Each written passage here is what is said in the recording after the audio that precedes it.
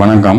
மனம் கவர்ந்த பங்குச்சந்தை அப்படிங்கிற இந்த தொடரில் வார இறுதி நாட்களில் கமாடிட்டிஸில் கோல்டு, சில்வர் மற்றும் க்ரூட் ஆயிலை பற்றி பார்த்துட்டு வரோம். அதே மாதிரி பங்குச்சந்தையில் நிஃப்டி மற்றும் அதனுடைய செக்டார்களை பற்றியும் பார்த்துட்டு வரோம். இந்த வாரம் எப்படி செயல்பட்டிருக்கு, அடுத்த வாரம் எப்படி செயல்பட போகுது அப்படிங்கிறதையும் நம்ம ஒவ்வொரு வாரமும் நம்ம பார்த்துட்டு வரோம். இந்த வாரம் அப்படி பார்க்கறதுக்கு முன்னாடி புதிதாக இணைந்துள்ள அத்தனை நல்ல உள்ளங்களுக்கும் என்னுடைய மனமார்ந்த நன்றிகள். உங்களுடைய லைக்ஸ், கமெண்ட்ஸ் மற்றும் சப்ஸ்கிரிப்ஷன் மூலயமா நீங்கள் கொடுத்துட்டு வர ஆதரவுக்கு மிக்க நன்றி. வழக்கம் போலவே நம்ம கமாடிட்டிஸ்லேருந்தே ஆரம்பித்து பார்க்கலாம். அதில் கோல்டு இன்றைக்கி, அதாவது வெள்ளிக்கிழமை இரவு கிட்டத்தட்ட 10:45 மணி அளவில் $2647 இதனுடைய ட்ரேடிங் இப்போ போய்கிட்டு இருக்கு. 2699 அப்படிங்கிற அந்த ரெசிஸ்டன்ஸை நோக்கி தான் நம்ம அடுத்த பயணம் இருக்கும் இந்த பர்டிகுலர் கோல்டு டாலர் வேல்யூவில் அப்படின்னும் போது நான் சொல்லிகிட்டு இருந்தது. போன வாரம் இதனுடைய உச்சமானது கிட்டத்தட்ட 2685 வரைக்கும் போச்சு. ஆனால் இந்த வாரம் 2673, இன்னைக்கு குறிப்பாக 2670 வரைக்கும் மேக்ஸிமம் டாப் போயிருக்கு. ஸோ அடுத்த ஒரு பெரிய மூவ் அப்படிங்கிறது இந்த 2 வாரமும் இந்த இடத்துலேருந்து பெருசாக இல்லை. ஸோ ஒரு 2680க்கு மேலே ஒரு மூவ் கொடுக்கும்போது வேணால் நம்மளுடைய அந்த எல்லையை தொட்டு பார்க்கலாம். அதை தாண்டும் போது அடுத்த கட்டமாக 2830 அப்படிங்கிற வரைக்கும் நமக்கு போக வாய்ப்புகளாக இருக்கும் அப்படின்னு எதிர்பார்க்குறேன். சூழ்நிலைகள் அதற்கு சாதகமாக, அதுவும் குறிப்பாக தங்கத்துக்கு சாதகமாக இருந்து கொண்டு இருக்கிறதுனால மேல் நோக்கி செல்லக்கூடிய வாய்ப்புகள் ஏற்பட்டு இந்த 2699 கடக்கும்போது நாம் எதிர்பார்க்கக்கூடிய அடுத்த லெவலாக இருக்கக்கூடிய 2830 வரைக்கும் போகிறதுக்கு முக்கியமான ஒரு லெவலாக இருக்கும் அப்படிங்கிற மாதிரி எதிர்பார்க்குறேன். வரக்கூடிய வாரத்தில் இந்த பர்டிகுலர் லெவலில் நம்ம பார்க்குற கோல்டினுடைய வேல்யூவில் கீழே சப்போர்ட்டாக 2600 மெயின்டைன் ஆகிட்டுருக்கு. ஸோ அதிலையும் நம்ம மனசில் வச்சுக்கிட்டு அதற்கு கீழே வராத வரைக்கும் நமக்கு மேல் நோக்கி செல்ல சான்சஸ் கொடுக்குதா அப்படிங்கிறத வெயிட் பண்ணி பார்ப்போம். வரக்கூடிய வாரத்தில் அது எப்படிப்பட்ட சந்தர்ப்பத்தை நமக்கு தருது அப்படிங்கிறத பொறுத்திருந்து பார்ப்போம். அடுத்து சில்வர் பார்ப்போம். சில்வர் 32.20 இப்போது ட்ரேடிங் போய்கிட்டு இருக்கு. கிட்டத்தட்ட 32.10க்கு மேலே இப்போ ட்ரேடிங் இருந்துக்கிட்டு இருக்கு. இன்னும் க்ளோசிங் வரல, அதாவது குறிப்பாக இன்றைக்கி க்ளோசிங் வரல. இருந்தாலும் என்னுடைய இந்த பர்டிகுலர் டேயில் இன்றைக்கி அதனுடைய உச்சமானது 32.95 அப்படிங்கிற நிலைமைக்கு டச் பண்ணியிருக்கு. இன்றைக்கி நான் ஒரு நகைக்கடைகளை நான் பார்த்த வகையில் இன்றைக்கி நம்ம ஊரில் விலை 103 ரூபாய்க்கு விற்றுக்கிட்டு இருக்காங்க. ஒரு மிகப்பெரிய நகைக்கடையில் பார்த்த அந்த விலையை நான் பார்த்ததை நான் வச்சு சொல்கிறேன். 32.10 அப்படிங்கிறத கிட்டத்தட்ட எத்தனை நாள் கிட்டத்தட்ட 9 நாள் கடக்க முடியாமல் இவ்வளோ தூரம் போன இந்த வெள்ளியினுடைய விலை இந்த பர்டிகுலர் லெவலில் தாண்ட முடியாமல் இருக்கிறத நீங்கள் பார்க்கும்போது உங்களுக்கு தெரியும். அந்த ரெசிஸ்டன்ஸ் லெவல் நம்ம சொல்கிறது எவ்வளோ முக்கியமானது, சப்போர்ட்டுங்கிறது எவ்வளோ முக்கியமானது ஒவ்வொன்றுக்கும் அப்படிங்கிறது நல்லா தெரியும். இதை தான் நாம் ஒவ்வொரு வாரமும் நம்ம கணித்து சொல்லிக்கிட்டு இருக்கோம். அப்படி ஒரு வேளை அதை தாண்டி க்ளோசிங் கொடுக்கும்போது ஒரு நல்ல ஸ்ட்ராங் அப்மூவ் கொடுத்துச்சு அப்படின்னா அடுத்த கட்டமாக அது 3590 அப்படிங்கிற லெவலுக்கும், அதையும் தாண்டி மேலே போகும்போது 3970 அப்படிங்கிற லெவலுக்கும் போகும்னு சொல்லிகிட்டு இருக்கேன். இந்த $20 இந்த $39.70 வரைக்கும் நான் ஆரம்பத்துலேருந்து இதை நான் சொல்லிக்கிட்டு வரும்போது சில்வரில் இந்த இடத்துல $20 நம்ம பை பண்ணி வச்சோம் அப்படின்னா, நான் சொல்கிறது நம்ம டைரெக்டாக கோல்டு சில்வரில் முதலீடு செய்கிறதுக்கு வழி இல்லைனாலும் அட்லீஸ்ட் மியூச்சுவல் ஃபண்ட்ஸில் சின்ன சின்ன என்ஏவியில் ஒரு கோல்டு பீஸ்லேயோ இல்லை சில்வர் பீஸ்லேயோ உங்களுடைய முதலீடை கொண்டு போங்கன்னு கூட ஆரம்பத்தில் நான் சொல்லியிருக்கேன். அந்த மாதிரியான விஷயங்கள் செய்வதனுடைய விளைவாக நமக்கு கிட்டத்தட்ட இப்போ ஒரு $12 இது ஏறி வந்த வேகத்தினுடைய விளைவு இப்போ கிட்டத்தட்ட 103 ரூபா வரைக்கும் இன்றைக்கி சில்வருடைய வேல்யூ மார்க்கெட்டில் இருந்துக்கிட்டு இருக்கு. இன்னும் தொடர்ந்து இந்த 32.10 ஸ்ட்ராங்காக க்ளோசிங் கொடுக்கும்போது தான் நமக்கு மேலே அந்த 3590 நெருங்கி செல்லும். அதை தாண்டி க்ளோசிங் கொடுக்குற வரைக்கும் நம்ம வெயிட் பண்ணணும். கொடுக்கல அப்படின்னா அங்கேருந்து ரெசிஸ்ட் ஆகி திரும்பிச்சுன்னா கொஞ்சம் கேர்ஃபுல்லாகவும் நம்ம பார்க்கணும். திருப்பி அது எந்த இடத்துக்கு சப்போர்ட்டுக்கு வருது அப்படிங்கிறதெல்லாம் பார்த்து தான் நம்ம வந்து அடுத்த கட்டமாக அதனுடைய மூவ்மெண்ட் எப்படி இருக்குங்கிறத நம்ம செக் பண்ணணும். தொடர்ந்து சில்வர் அடுத்த வாரம் எப்படி செயல்பட போகுதுன்றதை பொறுத்திருந்து பார்ப்போம். அடுத்து க்ரூட் ஆயில் பார்ப்போம். க்ரூட் ஆயில் $75 இப்போ ட்ரேடிங் போய்கிட்டு இருக்கு.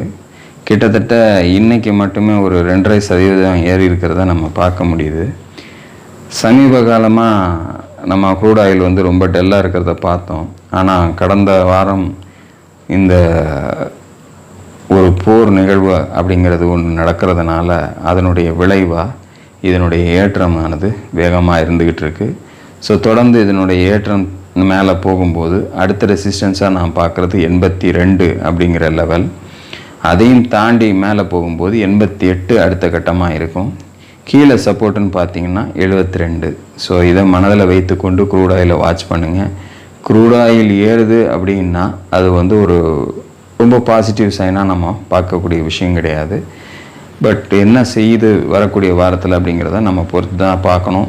இது நடக்கக்கூடிய நிகழ்வினுடைய வீரியத்தை பொறுத்து இதனுடைய ஏற்றமும் இறக்கமும் இருக்கும். அதனால் கொஞ்சம் கேர்ஃபுல்லாகவே வாட்ச் பண்ணுங்கள். அடுத்து நிஃப்டி மற்றும் அதனுடைய செக்டார்ஸ்களை பற்றி பார்த்துடலாமா? நிஃப்டி 25,014 க்ளோசிங் முடிஞ்சிருக்கு.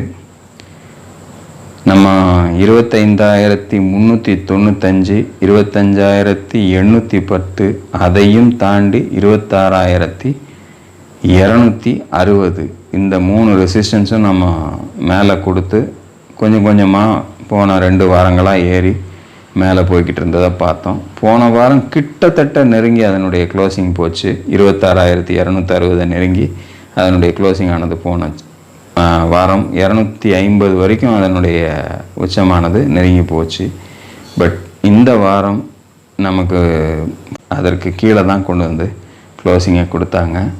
அதிலேருந்து ஒரு இறக்கம் கொடுத்து கிட்டத்தட்ட 1250 புள்ளிகள் இந்த வாரம் அதனுடைய உச்சத்திலேருந்து சரிஞ்சு வந்திருக்கிறத நம்ம பார்க்க முடியுது.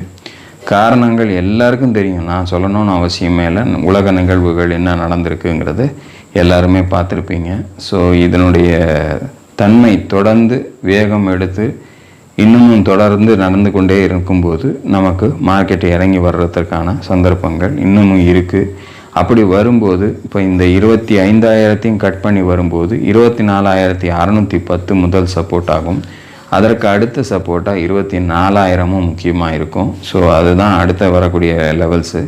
ஸோ இந்த லெவலுக்கு வரக்கூடிய வாரத்தில் நிஃப்டி வருவதற்கான வாய்ப்புகளை தருதா அப்படின்னு பார்க்கணும். மேலே ரெசிஸ்டண்ட்டாக நமக்கு இருக்கக்கூடிய விஷயம் 25,395 இப்போ மாறி இருக்கிறதுனால அந்த இடத்தை தாண்டி இதனுடைய க்ளோசிங் போகுதான்னு பார்க்கணும். இருந்தாலும் நம்ம மெயினாக ஃபாலோ பண்ண வேண்டிய விஷயங்கள் வந்து இந்த ரெசிஸ்டன்ஸ் சப்போர்ட்டை. ஸோ கண்டிப்பாக அதை ஃபாலோ பண்ணி உங்களுடைய பொசிஷன்ஸை ஹோல்ட் பண்ணுங்கள். அடுத்து செக்டார்ஸை பார்க்கலாமா? செக்டார்ஸ்களில் வழக்கமாக நம்ம முதல்ல பார்க்குறது நிஃப்டி பேங்க் 51,462 க்ளோசிங் கொடுத்துருக்கு.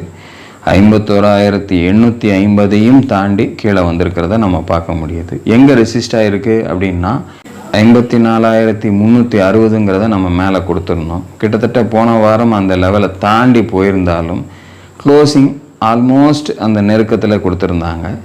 மிகப்பெரிய சரிவை காட்டியிருக்கிறத பார்க்க முடியுது. தொடர்ந்து மற்ற செக்டார்களும் இது போலவே செயல்பட்டிருக்கான்னு பார்க்கணும். சப்போர்ட்டு அப்படின்னு பார்க்க போனால் இந்த பர்டிகுலராக கீழே இருக்கக்கூடிய இந்த ட்ரெண்ட் லைனை உடைக்கும் போது வேகம் அதிகமாகலாம் அப்படிங்கிறது என்னுடைய எண்ணம். முதல் சப்போர்ட்டாக 49,990, அதுக்கு அடுத்து கட் பண்ணி கீழே வரும்போது அதையும் தாண்டி ஒரு ஸ்ட்ராங் க்ளோசிங் கொடுத்தாங்கன்னா 48,580 அப்படிங்கிறது அடுத்த கட்டமாக முக்கியமான சப்போர்ட்டுகளாக இருக்கும். ஸோ அது என்னுடைய செயல்பாடுகள் இந்த ட்ரெண்ட் லைனை வந்து ஒரு சப்போர்ட் எடுத்து திரும்பிச்சுன்னா ஓகே, இல்லை அப்படின்னா கட் பண்ணி வரும்போது இந்த 2 சப்போர்ட் லெவல்ஸும் முக்கியமானதாக மாறலாம் அப்படின்னு எதிர்பார்க்குறேன். வரக்கூடிய வாரத்தில் இது எப்படி செயல்படுது அப்படிங்கிறத பொறுத்திருந்து பார்ப்போம். அடுத்த செக்டார் ஃபின்னிஃப்டி. ஃபின்னிஃப்டியை பொறுத்தளவில் இந்த வாரம் 23,621 க்ளோசிங் போயிருக்கு. கிட்டத்தட்ட 24,850 போன வாரமே கிராஸ் பண்ணி கொஞ்சம் ஜென்டலாக க்ளோஸ் பண்ணாங்க. 25,250 வரைக்கும் கிட்டத்தட்ட நெருங்கி போச்சு. இருந்தாலும் இந்த வாரத்தினுடைய அந்த நிகழ்வுக்கு ஏற்றார் போல் மிகப்பெரிய ஒரு சரிவை கொடுத்து 24,000க்கு கீழேயே கொண்டு வந்து 23,621 க்ளோசிங் கொடுத்துருக்காங்க. ஸோ அடுத்த சப்போர்ட்டாக 22,860 அதையும் கட் பண்ணி கீழே வரும்போது 22,125 முக்கியமான சப்போர்ட்டாக இருக்கும்னு எதிர்பார்க்குறேன். 24,050 இப்போதைக்கு முதல் ரெசிஸ்டன்ஸாக இதுக்கு மாறி இருக்கு. ஸோ எந்த பக்கம் அதனுடைய செயல்பாடுகள் இருக்குது அப்படிங்கிறத வரக்கூடிய வாரத்தில் பொறுத்திருந்து பார்ப்போம். அடுத்த நிஃப்டி ஐடி 41,912 க்ளோசிங். இன்றைக்கி என்னுடைய உச்சம்னு பார்த்தீங்கன்னா 42,566 இருந்தாலும் அதை தாண்டி இதனுடைய வேகம் எடுத்து போகக்கூடிய வாய்ப்பு இன்றைக்கி கிடைக்கல. ரொம்ப மோசமாக தான் கொண்டு வந்து அதனுடைய முடிவை முடிச்சிருக்காங்க. தொடர்ந்து இது இறங்கக்கூடிய வாய்ப்பை ஏற்படுத்திச்சு அப்படின்னா 40,750 வரைக்கும் வரலாம். அதையும் கட் பண்ணி கீழே வரும்போது 38,840 அப்படிங்கிறது அடுத்த சப்போர்ட்டாக இருக்கும். மேலே 42,510 கிட்டத்தட்ட ஒரு 2-3 வாரங்களாகவே ஒரு மிகப்பெரிய ரெசிஸ்டன்ஸாக தான் மாறிக்கிட்டு இருக்கு. ஒரே ஒரு நாள், அதுவும் குறிப்பாக இந்த வாரத்தில் திங்கட்கிழமை அன்னைக்கு இதனுடைய ஏற்றமானது ஆல்மோஸ்ட் 43,590 அடுத்த ரெசிஸ்டன்ஸாக இருந்தாலும் 43,377 வரைக்கும் போயிருக்கு.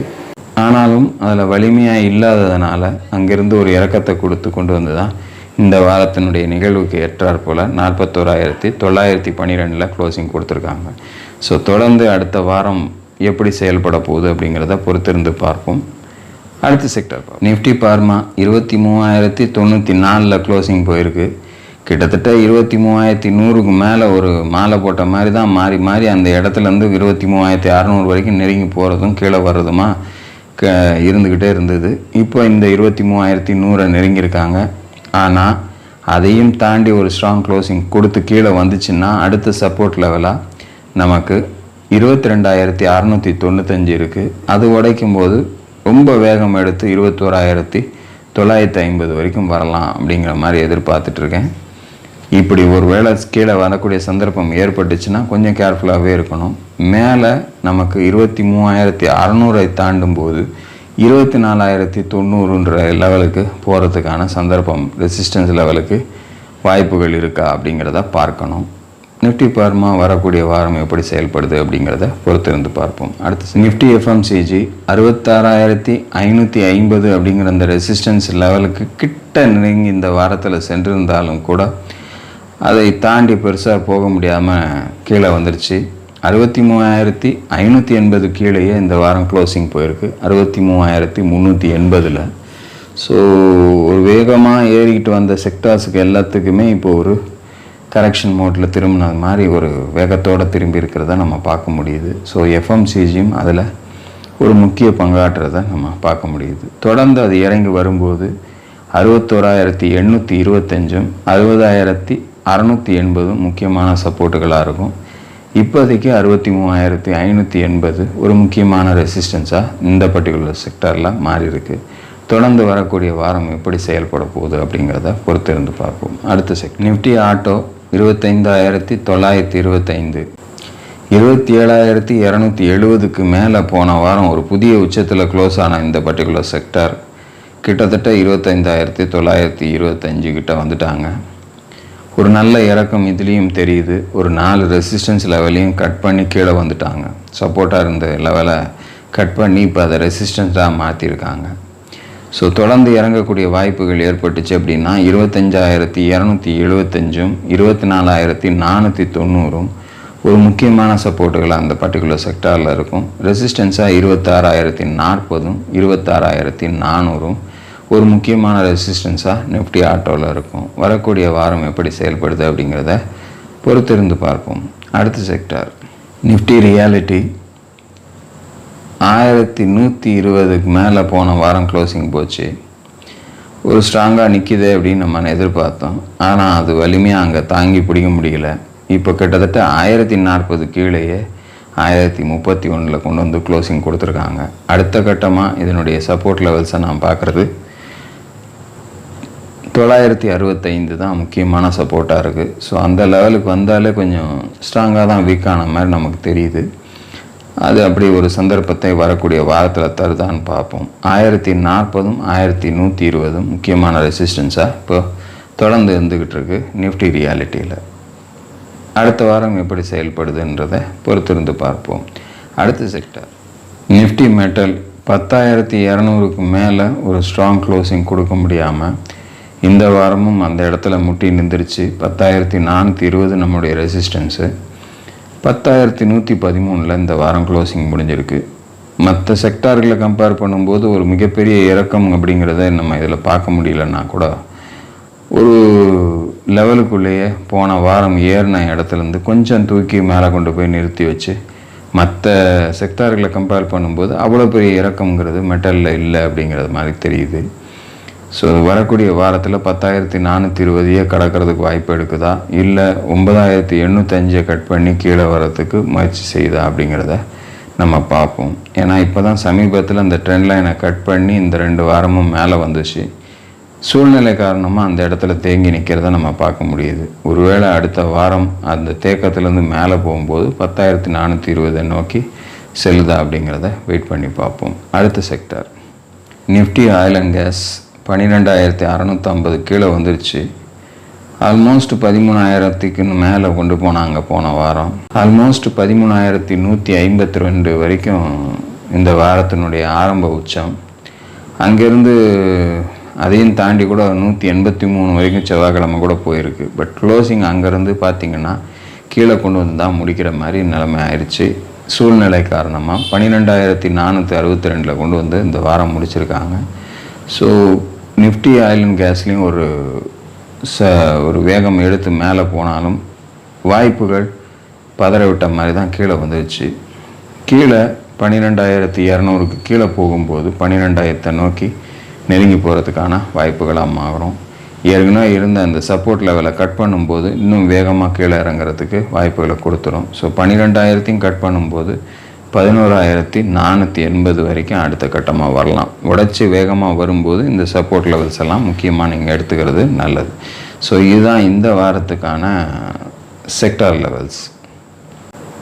ஓவராலாக நிஃப்டி இந்த வாரம் ஒரு 1,250 புள்ளிகள் இறங்கியிருக்கு அப்படிங்கிறத நான் முதல்லையே சொன்னேன்.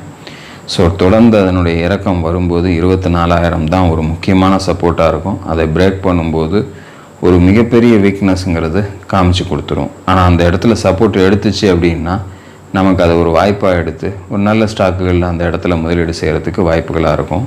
இப்போவே நிறைய ஸ்டாக்குகள் இந்த இறக்கத்துக்கே நிறைய இறங்கி கீழே வந்திருக்கிறத பார்க்க முடிஞ்சது. அதனால் கையில் பணம் வச்சுருக்கிறவங்க சிறுக ஸ்டெப் பை ஸ்டெப்பாக எவ்வளோ குறையுதோ அதற்கு ஏற்றாற் போல் உங்களுடைய முதலீட்டை கொண்டு போகிறதுக்கு முயற்சி செய்யுங்க. இந்த வாரம் நான் தேர்ந்தெடுக்கக்கூடிய பங்குகள் என்னென்ன அப்படிங்கிறத அடுத்த வீடியோவில் உங்களோடு பகிர காத்து கொண்டு இருக்கிறேன். அதுவரையில் நன்றி, வணக்கம்.